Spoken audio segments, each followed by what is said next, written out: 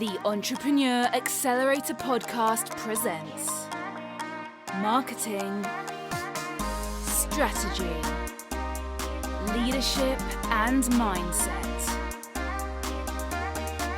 All that you need to accelerate your business and amplify your success. Now on air with your host, Reem Kharbat. Hello, everyone, and welcome to a new episode of the Entrepreneur Accelerator. This is Reem, and thank you so much for tuning in. This episode, it means the world to me. I know that you've been waiting for this as well with me. I've been telling you about my dream and how much I really wanted to have my mentor in this show. I've been trying so hard, but you all know that dedication, resilience will always pay off. And today is just a proof of this. So with me is Dean Graziosi. He's the multiple New York Times bestselling author. He's an entrepreneur, an investor with over 20 years of experience dedicating his life and his business to help people transform their lives and their businesses, just like me. And recently with Tony Robbins, he launched the Knowledge Broker Blueprint, which is a movement that has over 35,000 people under one mission, which is making self-education the new norm. Dean, he's involved in over 13 companies, generating over $1 billion in revenues, and he's living currently in Arizona with his beautiful wife, Lisa, and his 3 children. Dean, thank you so much for being here with me. Thank you for accepting my invitation. It means so much to me. Oh, it's a pleasure to be here with you. I can feel your heart and I can see your passion Yes. to impact lives as well. So let's, and I'd love to say for everybody listening or watching, I know there's a lot of options out there in the world today, lots of different podcasts, lots of different videos. So I want to say thank you for spending the time with Reem and myself here. And we're going to do everything in our power to not only encourage you and motivate you, but hopefully deliver some tactics that you can implement into your life. So let's do this. Absolutely. Thank you. How is baby Luca? He's so good. He's so good. So Thank you for awesome. asking. He's It's heading so towards cute. 3 months. So it's great having a little baby. They smell so good and they're so cuddly. Yes. I haven't had a new baby in a decade. My youngest, I have a 13, 11, and now Luca. So I forgot what it's like to have a baby. It's fun, challenging, but worth all of it. Does it bring new emotions to you? It does. Having a kid at maybe later age. I had my daughter at the age of 36, so it was totally different. Being, I do. It just, you look through a different lens. I was not that I'm a grandfather age, but I see how grandparents are more calm. Right? Because they have more years on this earth. They've navigated more territory. They've already failed more times, had success. And I think I get that. I'm a little more calm as a parent now, right? I get it. I understand where it's all going. And so it's a magical time and it makes me feel younger. So I love it. Awesome. That's great. And I follow you and I see the pictures and it melts my heart seriously to see this tiny little baby. And I'm super happy for you. We are in difficult times. We've been through, at least me personally, I've been in the lockdown for over 4 months in Saudi Arabia. So being in a lockdown, experiencing something new in history, and we've never been, I can't remember the last time I read something similar to that, or maybe from my grandparent, I don't know, but we are witnessing something weird in history, different. People lost their jobs, people scared, people are full of negative, energy everywhere. I know that you've been asked this question over and over and over, but I am here to see, seriously, how did you keep that momentum going? I've been following you and seeing all the amazing things that you were doing. What do you tell to our listeners? What can they do in such challenging times? Well, really great question. And you know what? You can't answer that question enough because we all need to hear it over and over. You can't go to the gym once and be in great shape. You can't listen to one personal growth book and think you're going to have a positive mindset forever, right? We have to work on these types of questions all the time because inner self-doubt, uncertainty, fear, I think we're all rooted in it, right? Doesn't matter how much positive energy and what we listen to when no one's watching and no one's around. Our body wants to say, are we okay? Are we safe? And if you do feel scared or uncertain or not know where the future is, congratulations for being human. These are, you just said it all, Reem. It's like, I've never seen anything like this in my life. And, I've been on this earth 51 years, an entrepreneur for over 30. I've been through multiple down markets, but not a down market where you're told to stay inside. You're afraid of, getting sick. I'm afraid my little boy's going to get sick. So many people are afraid of their parents or their kids or someone they know getting sick. We're taught not to interact with other people and be socially distant, and jobs are going away, careers are going away, and industries are going away. So if you're a little uncertain, that's okay. And know that that's okay. I think the one thing you have to have is permission to be scared. Like, that's fine. But you don't have permission, if that's what I could call it, to live there. Because if we stay in that fearful place, if we talk to our friends about fearful things, if we watch the fearful news, what does it do? It paralyzes us. And those that are paralyzed in these times, when the world opens back up, will be left behind. And I don't mean that to make you feel bad. I'm doing that to maybe disturb you into action today. And if you say, well, I don't know what to do, there's not much I can do, that I don't know if that's true. In fact, I know it's not true. If you think about the world, it has shifted, right? Reem, we're doing a Zoom. I've done more Zooms in the last 90 days than I have in my entire life times 10, right? Yeah. It's becoming a new normal. Connecting with people around the world easily, becoming a new normal. Online education, becoming a new normal. Podcasts, interaction, sharing what you know, the knowledge industry, like what Tony and I talk about, and other industries are exponentially growing. So there's a couple of things I'd love for you to say, think about as this question, like you said, this has been asked before, but this is, it can't be over asked. This too shall end. So you need to ask yourself, who will you become at the end of this? Someone who binged out on the news and watched lots of TV and Netflix and got paralyzed, or someone who said, yeah, I did that, but enough is enough. And I'm going to be an investigative reporter, and I'm going to search and find ways that I could build more income. I could build more happiness, build more impact, do something from home. And I'm not talking about finding a magical money machine and getting rich overnight. You're listening to Reem. She has experience. She has depth and breadth. She's done it. She's not pretending and not talking about something she didn't do. So find people who've already been there. Find an industry that's going to exponentially grow in this shift and start digging in. Time's going to go by no matter what. Time can go by while you're paralyzed or afraid, or time can go by while you're being innovative and creative and finding another level. Listen, if you really think about it, I know change doesn't happen overnight, and change is scary.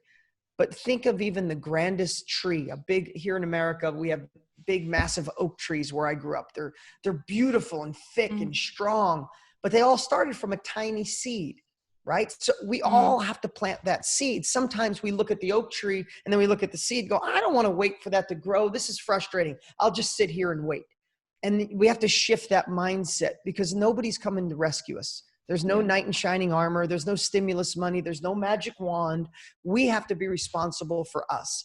So if you're going to grow a magical oak tree, eventually you're going to have to plant the seed. And why not take uncomfortable, I say this a lot, take uncomfortable, imperfect action and start cultivating, start planting today. So that's the way I look at it. And I want to tell you, when this all shifted, if everybody thinks that I was just bulletproof, if my partner Tony was just bulletproof, it was like, no big deal, we got this. That's not true. Behind the scenes, we were trying to analyze what's shifting. How is it shifting? What can we do? We have to plant new seeds. We have to shut down some old things that aren't going to work anymore, like our live events that were happening all around the world. They went away and they're still not back, right? So how do we pivot? How do we shift? How do we go virtual?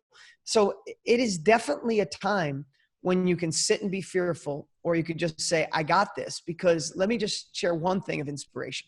Those that don't play into fear too much, those that become investigative reporters, those that take uncomfortable action, those that push through when they're scared to death and have courage, are the ones that'll come out way ahead, and we get to help those around us if we take that action now.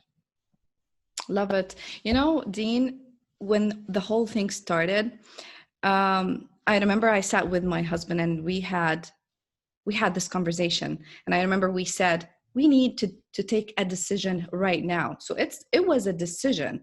We decided to, as you always say, cut the noise and just focus on how to find an opportunity within this mess and all the challenge. So you always speak about the scarcity mindset and the growth mindset.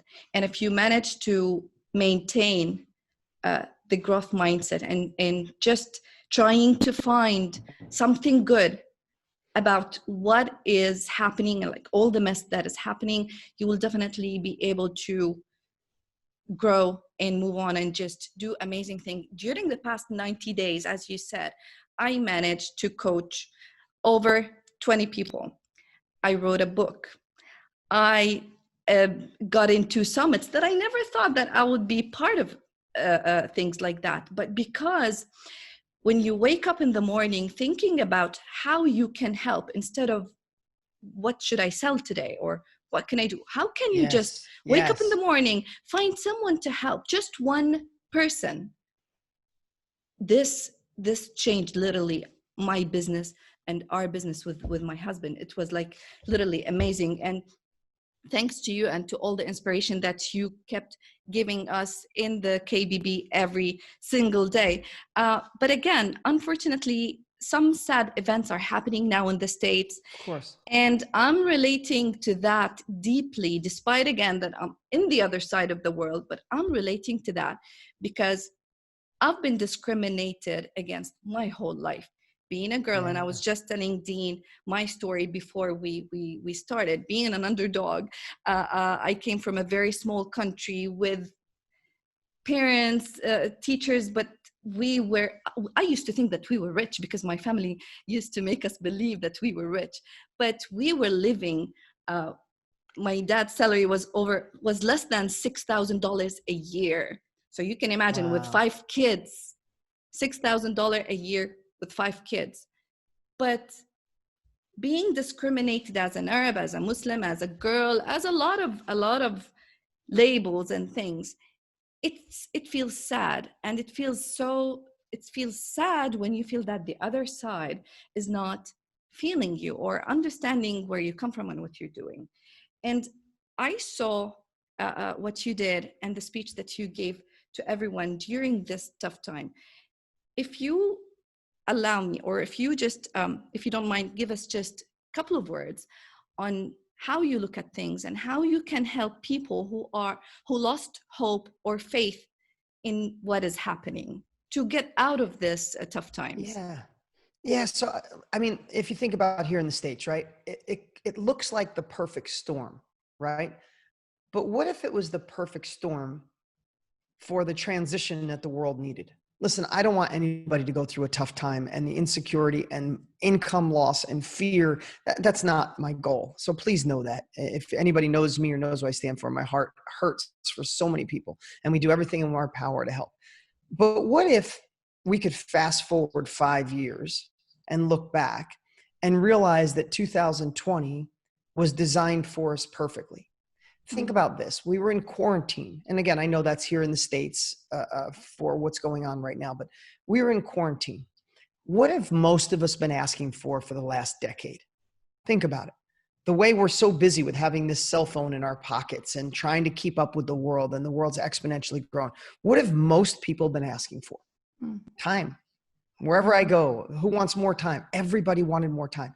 Everybody wants the ability to really analyze their lives. Think how many people are caught in the rat race of life. If you were in front of me right now and I said, who's wanted more time? You all would raise your hands. If I said, how many of you feel like you're caught in the rat race of life and you can't get off the ride? Like I got on the roller coaster of life and I can't get off. All of you would raise your hand. What if God, the universe, whatever you believe in, not that I feel has punished us, but gave us the ability to have that time, to analyze our lives, to really reflect on the inside. When we're stuck at home, you have to do some thinking. You can just watch so much Netflix or binge on the news. We have to reflect. And how many people literally listening right now think to yourself, I don't want to go back to my old life? Prior to COVID, do you know how many people saying, I'm not going back to that? That wasn't the life designed for me. It wasn't the life where I impact others, serve others, make a difference in the world, do something meaningful. I was doing something just to cover the bills. The hell with just covering the bills. I want more, right? So what if, as much as hardship came from this, what if 2020 gave us a gift. And then here in the States, we have something horrific happening again, right? We have something that is right in your face. George Floyd isn't something anyone can look away. It doesn't matter if you're conservative or Muslim or Catholic or Buddha or you're Republican or Democrat or liberal or conservative. It doesn't matter. When you look at that, you want to vomit. You're sick to your stomach. And I believe we're the most socially conscious generation of all time. So think about this. We had time to reflect.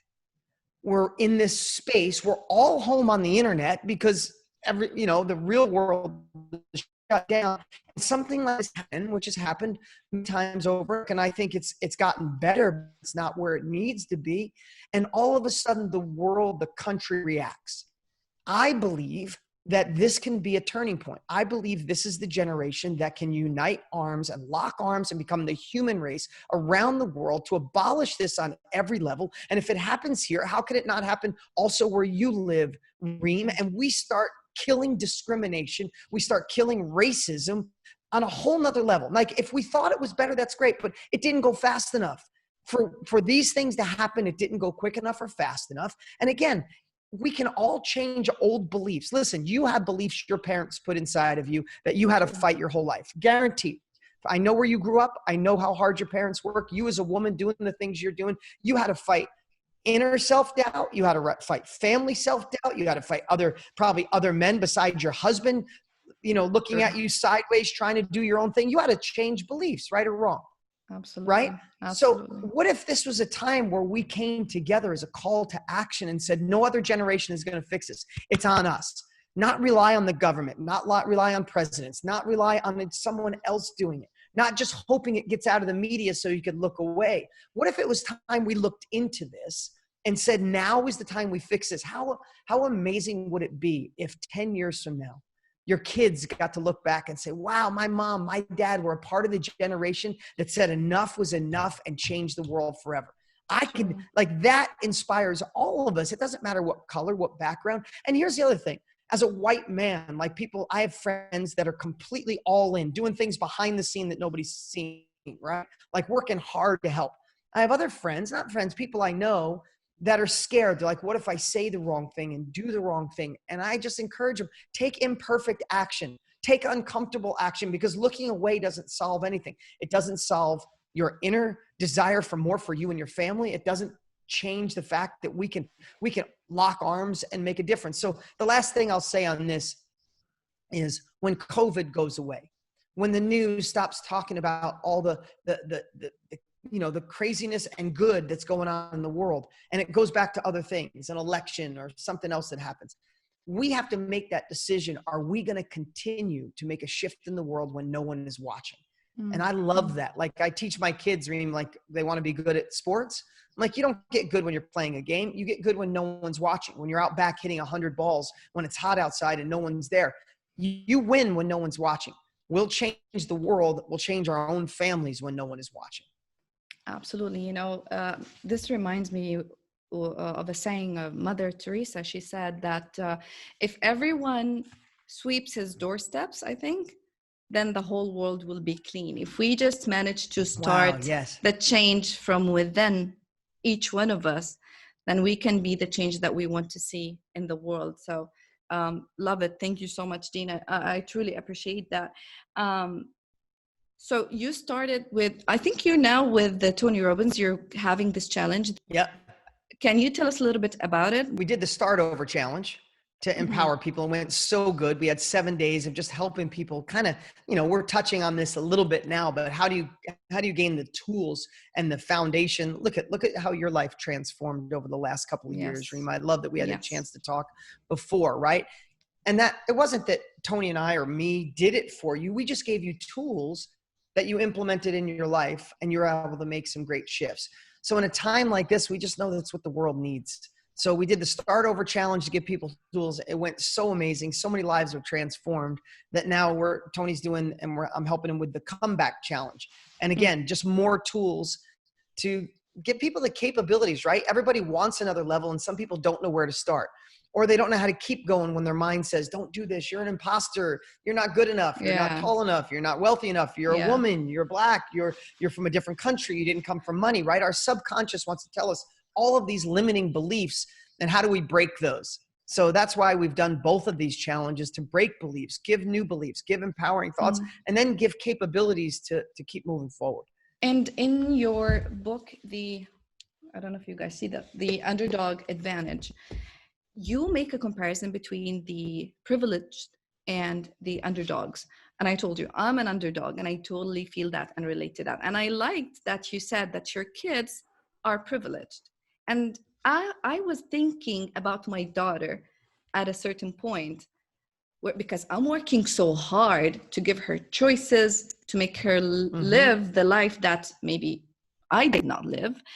But how can you, or why do you consider that the underdog is, or the underdog mentality is the one that will prevail, or the one that will succeed more?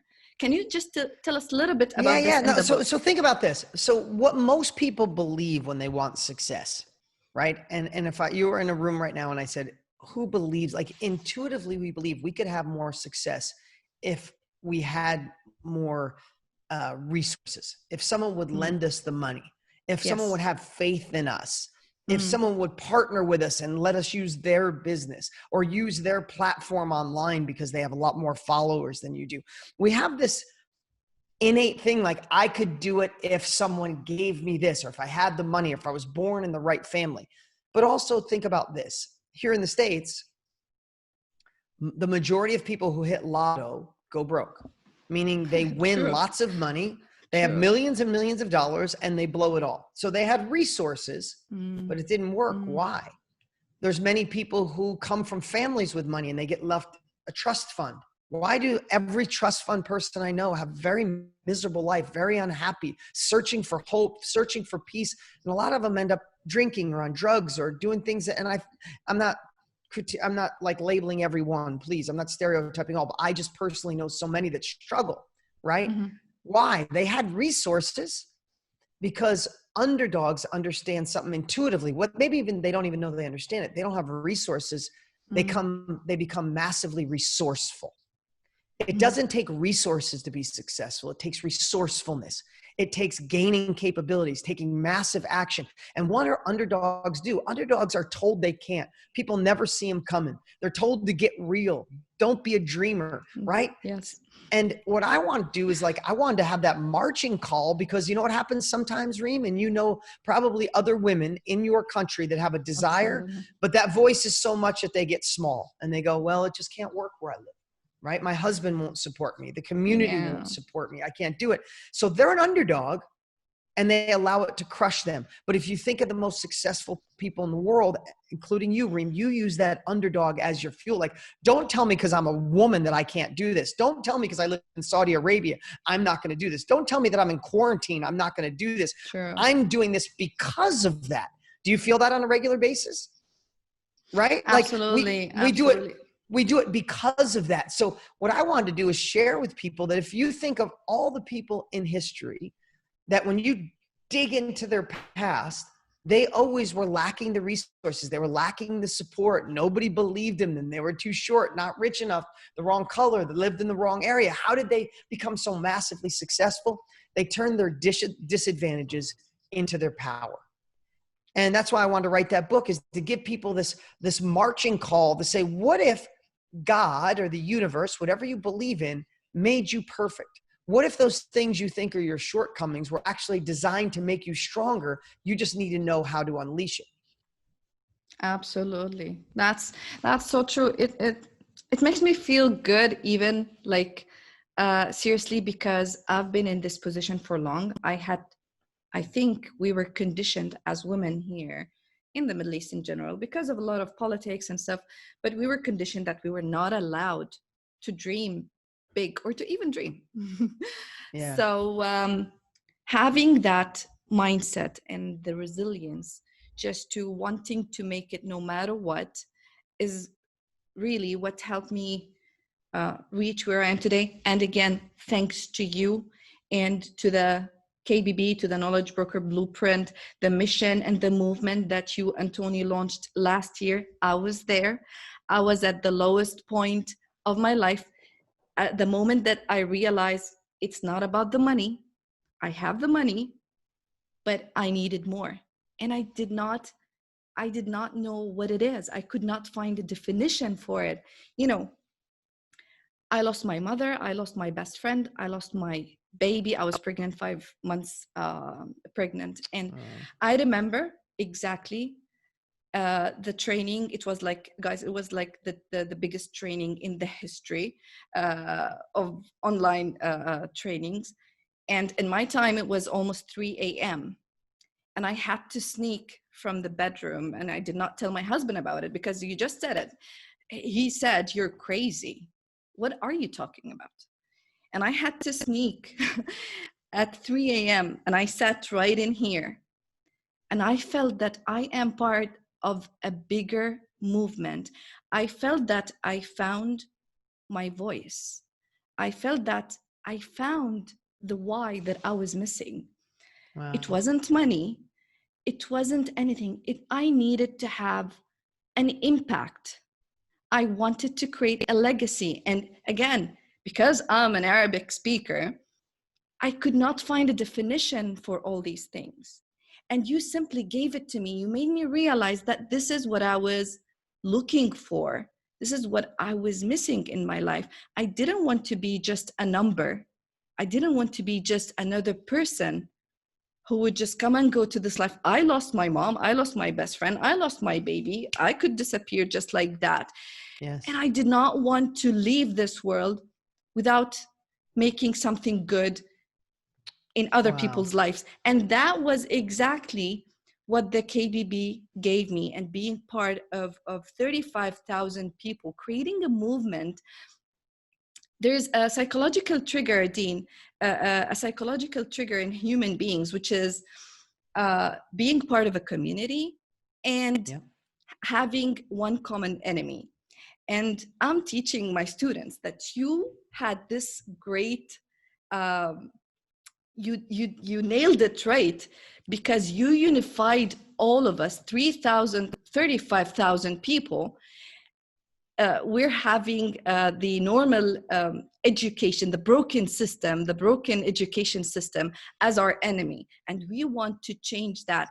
And you managed to do it in over 150 countries, people from all around the world. I'm here and I'm with this movement, calling the same, in the same mission and thinking about the same thing. You have kids now, Dean. Are you against the normal education? So are you going to let your kids have the normal education, let's say getting high school and then go to college? Or like, what's your thought about this? So really great question. And thank you for that share. And I'm so proud of you on your evolution. You know, I don't want to just skip over it. I felt everything you said, and I can only imagine where your soul was and your heart was. And you would have had every excuse in the world to get small and to curl up on the couch and put a blanket over you and stay there. And you didn't. And it's really, it's admirable. And I'm proud of you for being that example for so many people. You're a beacon of light for a lot of people. Listen, I want to give my kids the choice. If they want to go the traditional route for the experience, I'm going to let them, but that's not how I'm raising them. If my son might want to be a doctor, if he wants to be a doctor, he's going to have to go to school because he's 11 years old and he talks about it all the time and he's brilliant.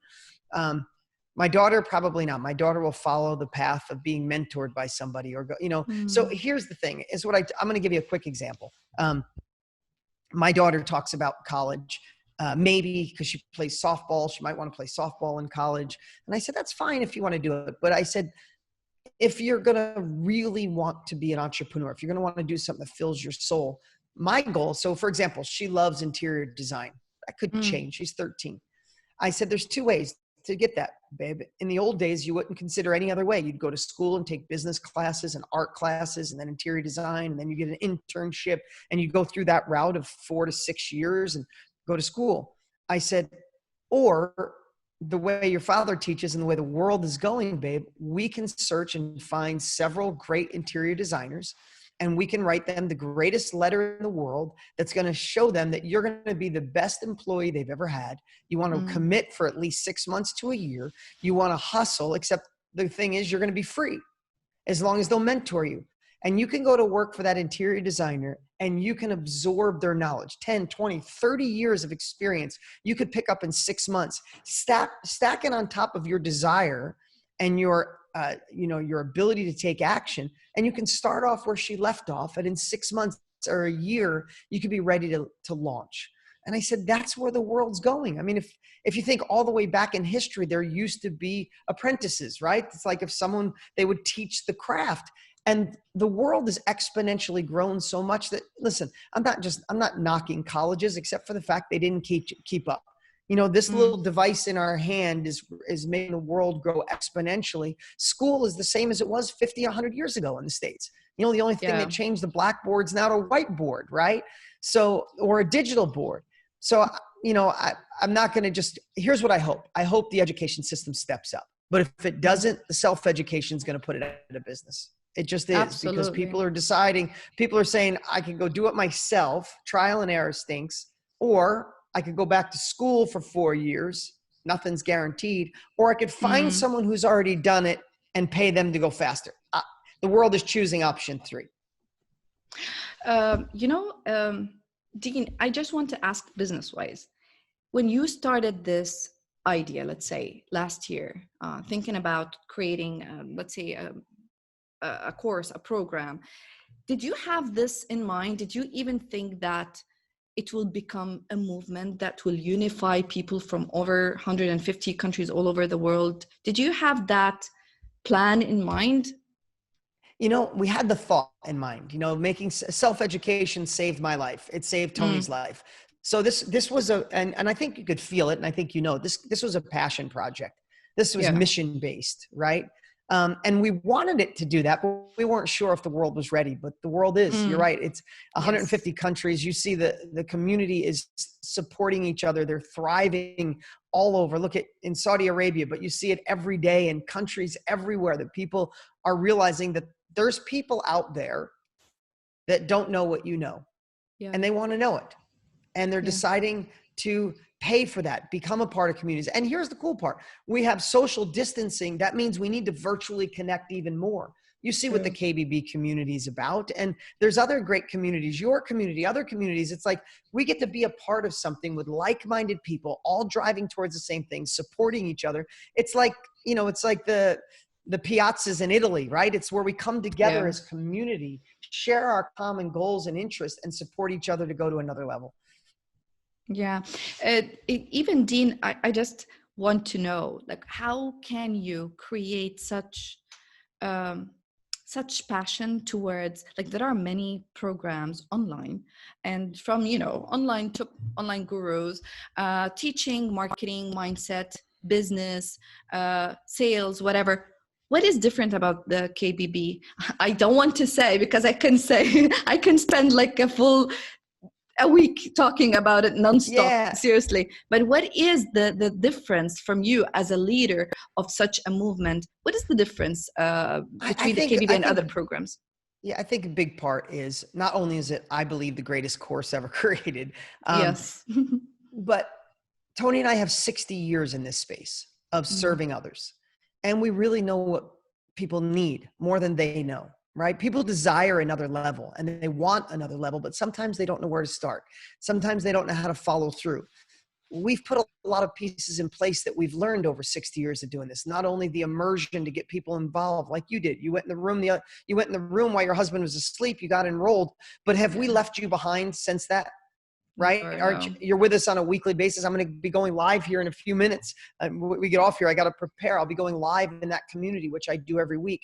We do special trainings. We do 6 weeks of this and 7 weeks of that and special challenges. And, it's great to have the immersion and the capabilities, But if you get stuck and no one's there to support you, then you move on and go, what's the next thing? And we don't want people to go on to the next thing. They have the perfect thing. It's one of the fastest growing industries in the world. They're a part of a community that love them. We support them every step of the way. So not only do we give the immersion, we have the ongoing support, and it's leading them down into an industry that's impactful, moves your heart, and also growing, your finances. And lastly, I see so many things out there that promote kind of the instant riches, get wealthy fast. And that's not how we promote it. This is a transformation to be a part of something. And I think you got to experience it firsthand. Look where your life has evolved. I'm so proud of you. Absolutely. And I know you have to go. Thank you so much. It means the world to me and to my audience.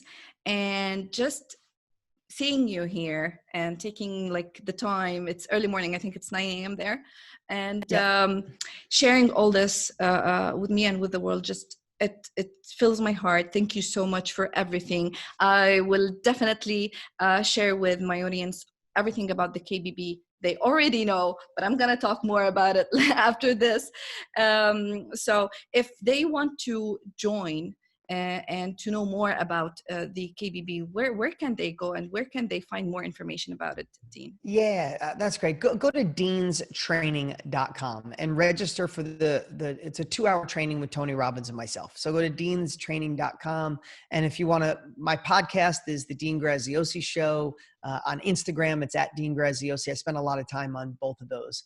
So listen, if you're here and you spent this time with us, thank you for choosing us. Reem, I'm so proud of you. I mean, I know I've said that several times, but I am, because I can't pretend to understand the obstacles you have to face. Being a woman, living where you live, losing your family, losing a child, all of that at once, while simultaneously you fought through and now you're impacting the world. So from my heart to you, thank you for being such a bright light for so many people who need it in times like these. Thank you so much for you being you and for everything that you're doing to me and to the whole world. I truly appreciate you. Thank you so much. I'll see you in 10 minutes inside the group. Okay. Thank you, Dean. You have a good day. All right.